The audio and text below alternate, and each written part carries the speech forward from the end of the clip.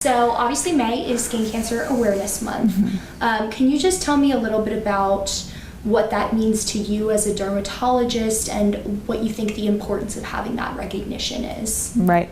So skin cancer is the most common cancer in America, and we see it in our practice day in and day out. What I think is the most important really to me, and something I really try to stress to my patients, is that it comes in all different forms. So sometimes you don't know exactly what you're looking for.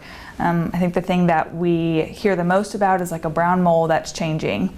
And certainly that is concerning and could be indicative of a serious skin cancer, melanoma. But really the more common things that we see are pink bumps or skin color bumps or a sore that's not healing. So again, things that the general public might not pick up on. And so that's our job as dermatologists, and just stressing the importance of, getting your skin checked. I think that is sort of my biggest thing when it comes to this month and how it could be helpful for everyone. Let's talk a little bit about, I know you said you see it day in and day out, but can you give me kind of a more detailed explanation of what you see as a dermatologist here in East Texas, what's most common, and some of the side effects, or how often you're doing diagnoses? Yeah. So what we see the most commonly are the non-melanoma skin cancers. So again, the pink bumps or a sore that's not healing. There's at least a patient a day in this office that is diagnosed with a skin cancer. I would say most days more than that. And the way that we diagnose skin cancer is by a skin biopsy. And so that's something that we do during our appointments. And then after that, they'll typically need further treatment. And that can vary depending on what the skin cancer is. But a lot of times people that are being diagnosed are just coming in for the routine skin exams, and that's what we're finding. Interesting. Can you tell me a little bit about the range of severity that there is in skin cancer? Because like you said, you see a lot of non-melanoma and maybe some that don't require as extensive of treatment, but obviously there are going to be some on that extreme end of the spectrum. So can you kind of just walk me through the different levels? Yeah.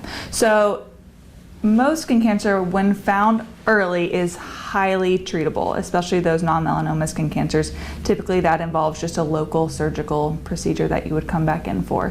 When you're getting more into the melanomas, or even some more aggressive or extensive of squamous cell type skin cancers, there are other modalities that are used, and sometimes we do rely on our surgical oncologists and our medical oncologists, but a wide range of treatments, I would say. Depending on, how extensive it is when we first find it. Okay. Can you expand a little bit more on the importance of those just annual, I would assume, skin checks, or if someone notices something, the importance of getting a medical professional's opinion? Right. So most of the skin cancers that we do find are just on your routine check. Certainly there are people that come in and have noticed a spot that maybe wasn't healing or that was new, and that ends up being a skin cancer, or sometimes it doesn't. But like I tell patients, it's not your job to have to discern that. Let us help you. Give us a call, come in. We're always happy to take a look. There's nothing that's too small that we're gonna think, oh, that wasn't something you should have come in for. We're always happy to, help and figure out. And when caught early, skin cancer is highly, highly treatable. And so that's really the importance of it. So, like you said, when it's caught early, it's treatable, but there obviously are some instances where it's not caught until it's further along in the process in development. And I'm no cancer expert, so I don't really know how that exactly manifests, if you will. But can you tell me a little bit about what typically happens, or what you might see in someone who has skin cancer, but it's kind of flown under the radar and they haven't known for an extended period of time? So skin cancers will likely at least grow locally. So signing, a patient up for a much bigger surgical procedure in order to get all of those skin cancer cells out. I would say that's the most common.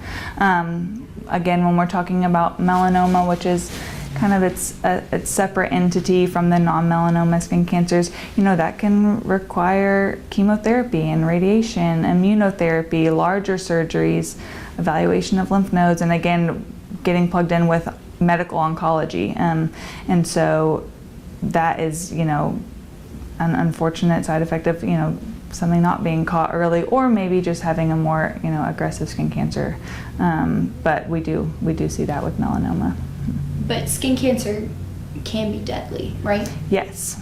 Melanoma can be deadly. Squamous cell cancers can be deadly as well. And so it is just your skin, but it can have, severe consequences. The most important measure that you can do to protect your skin is protecting yourself from the sun. So the vast majority of skin cancers are due to UV radiation. So wearing your sunscreen, seeking shade, wearing hats and sun protective clothing, avoiding the tanning beds, all of that are the things that I would hope that the public is doing to protect themselves from skin cancer. Absolutely. And is there a specific demographic that you see more often than not being diagnosed with skin cancer? It really, it is seen in all skin types.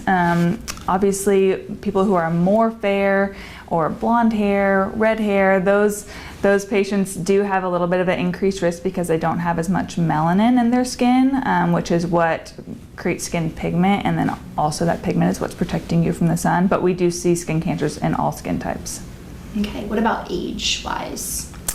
Typically, we're seeing skin cancers in older individuals who have had prolonged UV damage over the years. Like I say, you might be getting skin cancers in your 60s, but that's the sun that you were getting in your teens and your 20s and your 30s. So that is really an important time of life to be extra protective from the sun. I think the most important thing about skin cancer awareness is if you're not looking for it, you're not going to find it. If you're not thinking about it, you're not going to, call the dermatologist when you find a new spot. And so just kind of jogging people's minds about that, doing self-skin exams and coming in if you see something suspicious, I think that's the most important. So the AAD recommends an SPF of 30 or greater, and that it be a broadband sunscreen. And what that means is that it's protecting you from both UVA and UVB. So looking for that broadband SPF 30 or greater and wearing it every day.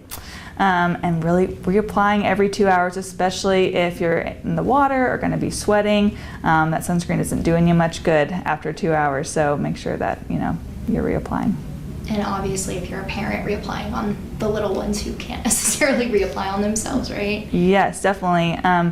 Sun damage starts very early, and so kids 6 months and older can wear sunscreens, and getting that sun protection in early really can save them a lot of sun damage that will manifest itself later on in life. So that's definitely important to look out for those small kids and also those teenagers too out there on the lake.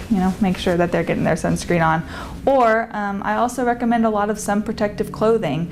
So for people who don't like to lather up their arms, they make great sun protective clothing these days. You can look for a tag that says UPF. Typically it's UPF 50 or greater, and that can do a lot in terms of protecting from the sun as well.